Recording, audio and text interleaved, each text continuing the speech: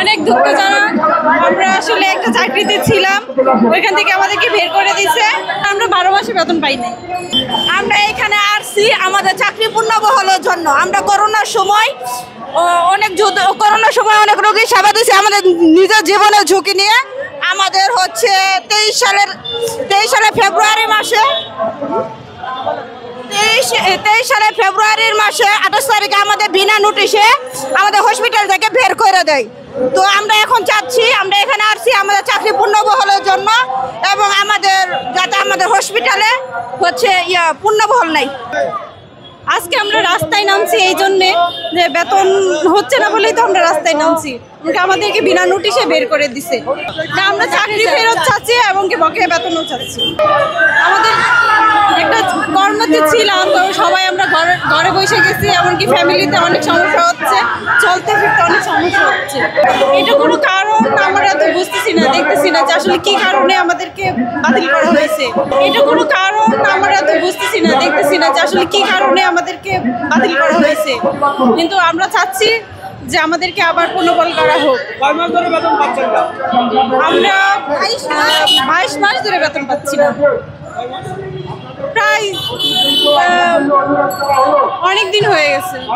কাজ করেছেন কিন্তু বেতন পান নাই। বেতন আমরা 12 মাসে বেতন পাই নাই। প্রতি মাসের বেতন কত?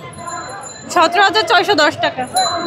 এত টাকা আপনাদের বেতন আটকে তারা যে আপনাদেরকে চাকরিচ্যুত করেছে, বিষয়টি আসলে কেমন করে যাচ্ছে? কেমন করেছে? এই যে আমরা আজকে আমরা রাস্তায় নামছি এই জন্যে যে বেতন হচ্ছে না বলেই তো আমরা রাস্তায় নামছি। আমাদেরকে বিনা নোটিশে বের করে দিছে। এরকম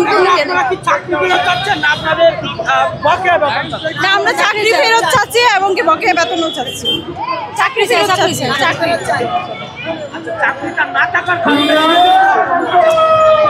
আমাদের একটা কর্মতে ছিলাম, তো সবাই আমরা ঘরে বসে গেছি, এমনকি ফ্যামিলিতে অনেক সমস্যা হচ্ছে, চলতে ফিরতে অনেক সমস্যা হচ্ছে। তো আমাদের চাকরিটা খুবই দরকার। জি, আমরা বুক পেতে, আমরা মাথা পেতে নিব, সমস্যা নেই। আমরা কাজ চালিয়ে যাব, আমরা আন্দোলন চালিয়ে যাব। জি,